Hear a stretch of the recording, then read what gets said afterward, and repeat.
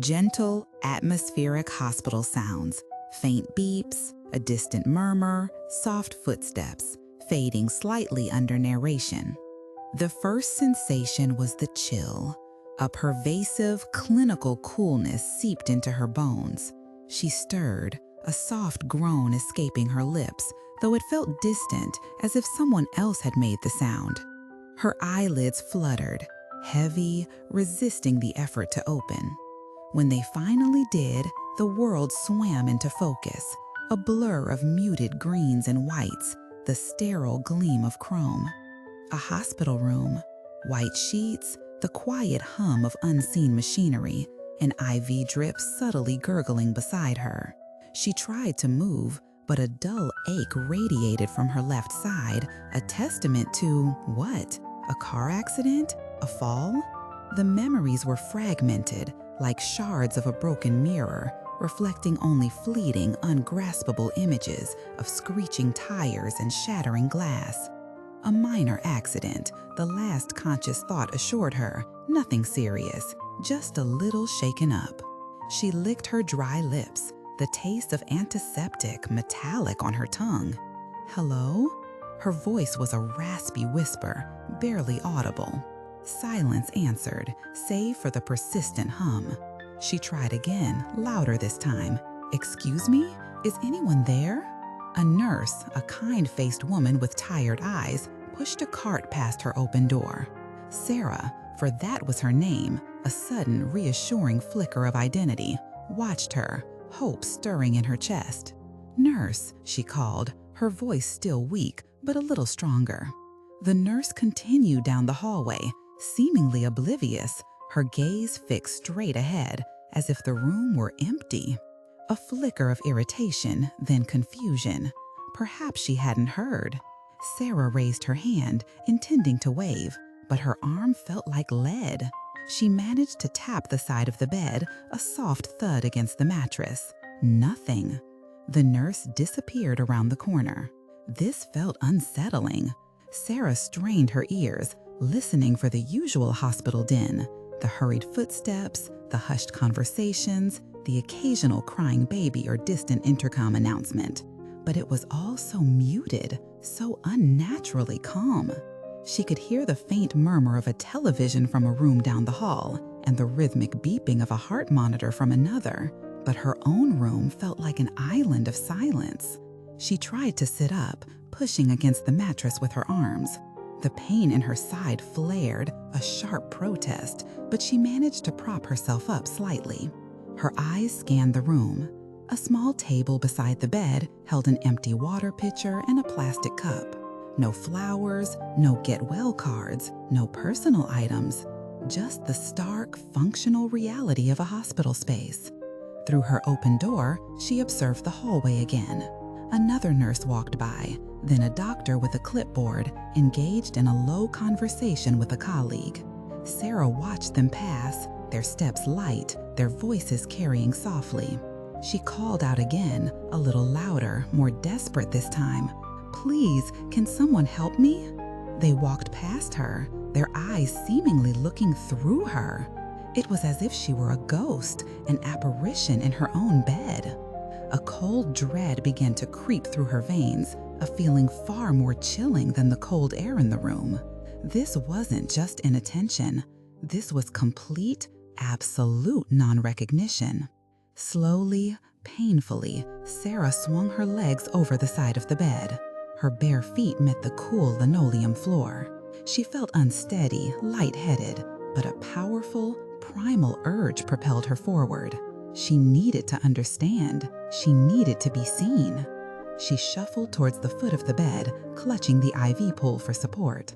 There, hanging from a hook at the footboard, was her patient chart. It was a standard-issue clipboard, papers clipped neatly, stark white against the pale green wall. She reached for it, her fingers trembling as they closed around the cold plastic. Her eyes scanned the handwritten notes. Patient name, Sarah Hayes. Age, 36. Admission, emergency. Then, her gaze caught on a prominent, bolded section, standing out like a stark warning in the clinical script. Her breath hitched. The words seemed to jump off the page, shattering the last vestiges of her fragile composure. Do not resuscitate. Her mind reeled. Do not resuscitate. But she was awake. She was breathing, thinking, feeling. This had to be a mistake, a terrible bureaucratic error.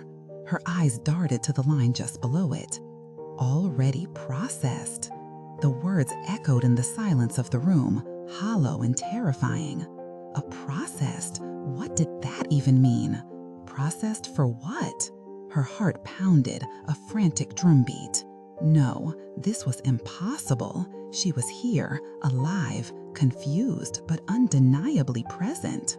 She stumbled backwards, the clipboard clattering to the floor. Her eyes, wide with disbelief and growing horror, fell upon her own reflection in the large, darkened window across the room. The window faced the outside world, but at this hour, it was just a dark pane, reflecting the room within. And there she was, pale, disheveled, a faint bruise blooming on her forehead. But it wasn't just her face staring back. Something else caught her eye. Something small and white peeking out from beneath the sheet that was draped over her lower body. With a profound sense of foreboding, she looked down at her own feet. And there it was, a small, white paper tag tied securely around her big toe. The kind you see in movies, the kind of tag that belongs to. A cold, undeniable certainty washed over her, chilling her to the very core. She was awake, she was alive, but in the eyes of this world, in the cold, unfeeling script of a hospital chart, she was already gone. Pause. Narrator. Imagine that moment, that stark, horrifying realization that you are present, you are conscious, you are you, yet the world has decided otherwise? It's a scenario that cuts to the very heart of our existence, isn't it? What does it mean to be alive if no one acknowledges it? What does it mean to be processed, to be deemed beyond resuscitate when you are actively, undeniably awake?